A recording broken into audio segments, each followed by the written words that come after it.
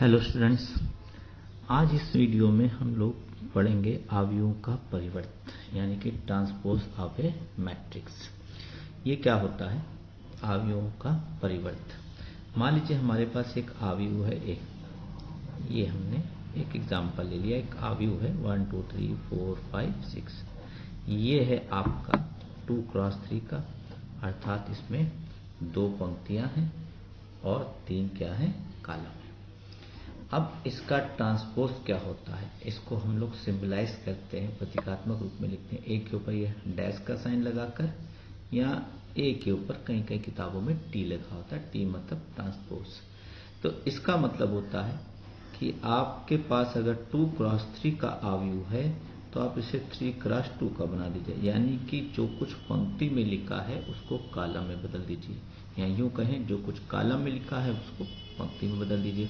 यानी कि रो को कॉलम में, कॉलम को रो में, पंक्ति को स्तंभ में, स्तंभ को पंक्ति में। पहली पंक्ति में क्या है 1 2 3, इसको आप पहले कॉलम में लिख दीजिए। दूसरी पंक्ति में क्या है 4 5 6, इसको आप दूसरे कॉलम में लिख दीजिए। तो 2 क्रॉस 3 का अवयव बन जाएगा 3 क्रॉस 2 का। तो कहने का तात्पर्य हुआ कि इसकी पंक्ति के अवयव कॉलम में बदल जाते हैं। अगर आप देखें तो अगर आप इस 2 को देखें तो ये पहली पंक्ति में था, इसके व्यापक अवयव को कैसे लिखा जाएगा, पहली पंक्ति में था ये और दूसरा कॉलम था, यानी कि 8 1 2 था। A1 2 यानी कि पहली पंक्ति और दूसरे कॉलम में जो अवयव था वो 2 था। लेकिन अब यहाँ पर देखिए ये 1 2 की जगह 2 1 हो गया होगा, यानी कि ये दूसरी पंक्ति में यही अवयव आ गया होगा इसमें देखिए, और दूसरी पंक्ति और पहले कॉलम में, यानी कि जो अवयव 1 2 में रहा होता है वो कहाँ पहुंच गया 2 1 में। इसका मतलब कोई भी अवयव अगर आई पंक्ति और जे कॉलम में है ए में, तो ए डैश में वो पहुंच जाता है कहाँ, उल्टा हो जाता है जेवीं पंक्ति में और आईवें कॉलम में हो जाता है, यानी कि आई जे की जगह 6 आई हो जाता है ये। तो ये ट्रांसपोज का मतलब होता है, इसको ध्यान रखिएगा। तो ये तो हो गया ट्रांसपोज क्या होता है, परिवर्त अवयव क्या होता है, ये हम लोगों ने जान लिया। अब इसके कुछ गुणधर्म, कुछ प्रॉपर्टीज जान लीजिए। कुछ गुणधर्म होते हैं, गुण प्रॉपर्टीज क्या होती हैं उसको ध्यान से समझिएगा, एक एक प्रॉपर्टीज को, और आपको ये याद होनी चाहिए क्योंकि इसकी आपको आवश्यकता पड़ती है बार बार। तो गुणधर्म कौन कौन से हैं इसको हम लोग जानेंगे। जैसे पहला गुण है, अगर किसी अवयव में 2 बार ट्रांसपोज ले लिया जाए तो वही अवयव आता है। आप आराम से चेक कर सकते हैं, आप किसी भी अवयव का 2 बार ट्रांसपोज ले लीजिए। एक बार लेंगे तो ये मिलेगा, जैसे ऊपर हमने ले रखा है ना, इसका ट्रांसपोज लिया तो ये आया, अब इसका ट्रांसपोज ले लेंगे तो ये वापस फिर आ जाएगा, यानी कि ट्रांसपोज का ट्रांसपोज पुनः वही अवयव दे देता है।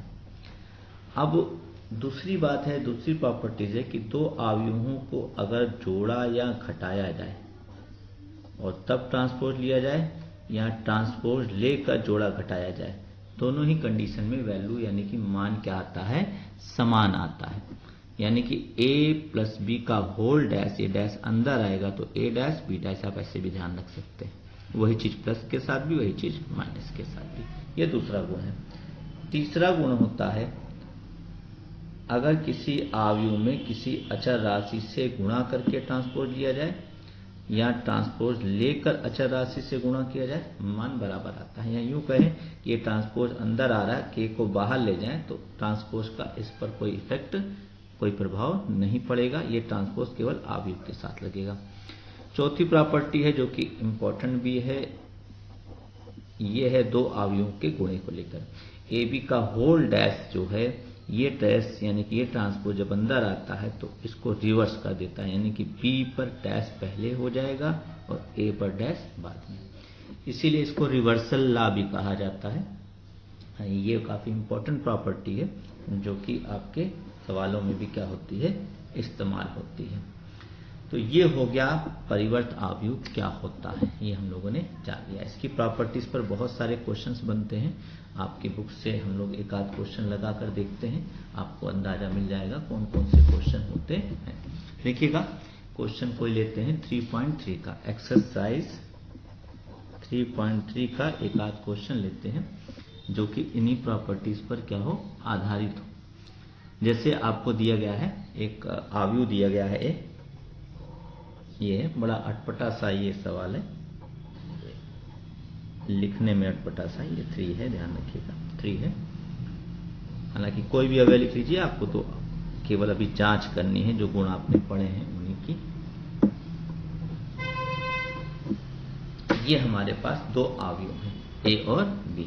इसमें आप देख सकते हैं 1 2 3 पंक्तियां हैं और केवल 1 कॉलम है, और यहाँ पर 1 पंक्ति और 3 कॉलम है। इसमें आपका ये जो रिवर्सल लॉ है इसी गुण का वेरीफाई करना है, संतुष्टिकरण कराना है। कह रहा है प्रूव करो कि इन अवयवों के लिए ये नो नियम है, ये सत्य होगा। तो इसके लिए आपको करना क्या है, पहले ए और बी अवयव का गुणा करना है। पहला काम यही करते हैं। तो अवयव का गुणा आपने सीखा हुआ है 1 - 4 3 ये, और दूसरा है -1 2 1। इन दोनों का गुणा मल्टीप्लिकेशन हम लोग करेंगे। कैसे करेंगे देखिएगा, पहली पंक्ति पहला कॉलम, तो इत्तेफाक से पहली पंक्ति में केवल एक ही अवयव है और पहले कॉलम में भी केवल एक ही अवयव है, तो यहाँ पर केवल एक ही बार गुणा होगा। 1 का -1 में तो -1 है।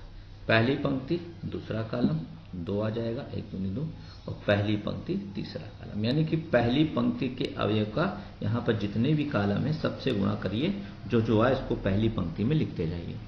जब सारे कॉलम में गुणा हो जाए तो फिर यही काम दूसरी पंक्ति के साथ दोहराते हैं। दूसरी पंक्ति पहला कॉलम 4 करने 4 हो जाएगा, माइनस माइनस प्लस, -4 दूनी 8 और 4 करने 4। पहली दूसरी पंक्ति पहला कॉलम, दूसरी पंक्ति दूसरा कॉलम, दूसरी पंक्ति तीसरा कॉलम, ये हो गया। ऐसे ही तीसरी पंक्ति में पहला कॉलम 3 करने 3, 3 दूनी 6 और 3 करने 3, ये हो गया 3x3 का एक अवयव बन गया। ए बी आ गया। अब ए बी का ट्रांसपोज ले लीजिए, यानी कि जो पहली पंक्ति में है उसको पहले कॉलम में लिख दीजिए, जो दूसरी पंक्ति में है उसको दूसरे कॉलम में लिख दीजिए, जो तीसरी पंक्ति में है उसको तीसरे कॉलम में लिख दीजिए। ये आ गया ए बी का होल डैश। अब आपको आवश्यकता होगी बी डैश और ए डैश की। तो बी डैश मतलब इसका ट्रांसपोज यहीं पे निकाल देते हैं आपको। देखिए बी डैश ये बनेगा, बी डैश ये बनेगा आपका, ये है बी, तो बी डैश बनेगा पहली पंक्ति को पहले कॉलम में लिख दिया, यानी कि कुल मिलाकर 1x3 का अवयव 3x1 में। ए डैश भी यहीं पे निकाल लिया जाए, तो ये ए डैश होगा, देखिए ये पहली, ये इस तरह बदल जाएगा 1 4 -4 और 3, ये आपका कॉलम पंक्ति में बदल गया, यानी कि 3x1 का अवयव 1x3 में चेंज हो जाएगा। अब हम लोग गुणा करके दिखाएंगे बी डैश और ए डैश का। तो बी डैश और ए डैश का गुणा वैसे ही होगा जैसे अभी आप लोगों ने किया है गुणा। बी डैश है आपका -1 2 1 और ए डैश है आपका 1 -4 3, सॉरी ये 1 है -4 3। अब वैसे गुणा करो, पहली पंक्ति पहला कॉलम सब कुछ वही आ जाएगा, -1, इसका गुणा इधर +4, इसका गुणा इधर -3 और फिर इसका गुणा इधर 2 करने 2 2 चौक 8 2 3 6 और इसका गुणा इसमें 1 -4 और 3। तो आप देख सकते हैं ये वाला जो मान है -1 4 -3 पहली पंक्ति में ही आया, यहाँ भी देखिए पहली पंक्ति में वही आया है।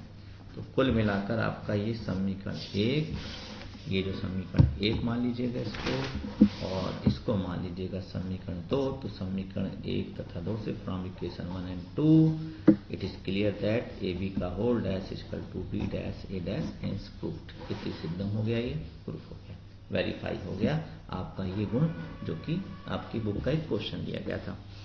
तो इस तरह से जितने भी गुण हैं उनमें से किसी भी गुण का परीक्षण करने को एग्जाम वगैरह में आ सकता है। इसके बाद परिवर्त अवयव में 2 प्रकार के आपको अवयव स्पेशल मिलेंगे। एक है सिमेट्रिक मैट्रिक्स, यानी कि सममित अवयव। सममित आव्यूह क्या होता है? अगर किसी आव्यूह का ट्रांसपोज लेने पर वही आव्यूह आ जाए, यानी कि a' a ही आ जाए, यदि देखिए a', ध्यान रखिएगा ये गुण जो होगा किस प्रकार के आव्यूह में होगा? वर्गाकार। ठीक है, एक ऐसा आव्यूह होना चाहिए वर्गाकार, यानी कि उसमें पंक्ति और कॉलम की संख्या सेम होनी चाहिए। तो ट्रांसपोज लेने पर अगर वही आव्यूह आ जाए तो समझ जाओ कि वो आव्यूह क्या है? सिमेट्रिक है। इसका सबसे आसान सा एग्जाम्पल है आइडेंटिटी मैट्रिक्स, यानी कि तत्समक आव्यूह। ये देखिए हमने एक तत्समक आव्यूह लिखा आई 2 क्रॉस 2 का है, ये 2 पंक्ति। अगर मैं इसका ट्रांसपोज लूं, देखिए पहली पंक्ति को पहले कॉलम में, दूसरी पंक्ति को दूसरे, तो आप देखेंगे i और i' का मान सेम है, यानी कि i' बराबर क्या है? i, दोनों सेम है। तो इसका मतलब ये कौन सा आव्यूह है? सममित आव्यूह है, सिमेट्रिक मैट्रिक्स है। तो ध्यान रखिएगा इसकी डेफिनेशन को। ऐसे ही एक आता है स्क्यू सिमेट्रिक मैट्रिक्स, यानी कि हिंदी में कह सकते हैं विषम सममित आव्यूह। विषम सममित आव्यूह क्या होता है? अगर कोई आव्यूह इस प्रकार का हो, ये भी ध्यान रखिएगा कैसा होगा? एक वर्गाकार आव्यूह इस प्रकार का हो कि ट्रांसपोज लेने पर वही आव्यूह आए, लेकिन दोनों के बीच कितने का डिफरेंस हो? माइनस का डिफरेंस हो। तो ऐसे आव्यूह को हम स्क्यू सिमेट्रिक आव्यूह बोलते हैं। a' लेने पर वो आव्यूह वही लेकिन माइनस के साथ। इसका एग्जाम्पल देखिएगा ध्यान से, मैं कोई एग्जाम्पल ले रहा हूं। इसका एग्जाम्पल बनाना बहुत आसान होता है। इसका भी, इस आव्यूह की एक खासियत होती है कि इसके मुख्य विकर्ण में सभी अवयव 0 होते हैं। मैं आपको सिद्ध करके भी दिखाऊंगा कि इसके मुख्य विकर्ण में सभी अवयव हमेशा क्या होंगे? 0। यहां पर 0 रखिए, इधर जो भी अवयव लिखिए, प्लस में लिखे हैं तो इधर वही अवयव लिखिए लेकिन माइनस लगा दीजिए, तो आपको इसका उदाहरण आसानी से देखने को मिल जाएगा। तो यहाँ +2 लिखा तो मैंने यहाँ -2 लिख दिया, तो सेम चीजें लिखिए साइन चेंज करके, तो आपको इसका उदाहरण आराम से बनाने में आसानी होगी। क्योंकि एग्जाम में अगर डेफिनेशन परिभाषा आएगी तो आपको साथ में एक एग्जाम्पल भी देना होगा। आप एग्जाम्पल भी ध्यान रखिएगा कैसे बनाया जा रहा है। जैसे मैंने इसका ट्रांसपोज लिया तो पहली पंक्ति को मैंने पहले कॉलम में लिख दिया, पहली पंक्ति पहला कॉलम और दूसरी। अब इसमें से मैं माइनस कॉमन लूंगा, तो आव्यूह में किसी चीज को कॉमन लेते हैं तो सब में से लेते हैं, तो 0 पर तो कोई फर्क नहीं पड़ेगा, लेकिन इनके साइन चेंज हो जाएंगे। अब आप देख सकते हैं कि ये वही आव्यूह आ गया जो हमने माना था। तो इसकी जगह पर हम अगर a लिख दें, ये a के बराबर आ गया है, तो बाहर देख सकते हैं माइनस लगा है, तो a' बराबर क्या सिद्ध हो गया? -a के। तो इस तरह ये सिद्ध हो गया कि ये क्या है? स्क्यू सिमेट्रिक मैट्रिक्स है। तो ये बहुत ही अच्छा उदाहरण था, बहुत अच्छे से आप इसको याद भी कर सकते हैं। तो ये 2 डेफिनेशन अच्छे से पढ़िएगा। नेक्स्ट वीडियो में मैं इस पर आधारित आपको 2 प्रमेय सिद्ध कराऊंगा, एक सिमेट्रिक और स्क्यू सिमेट्रिक मैट्रिक्स पर आधारित।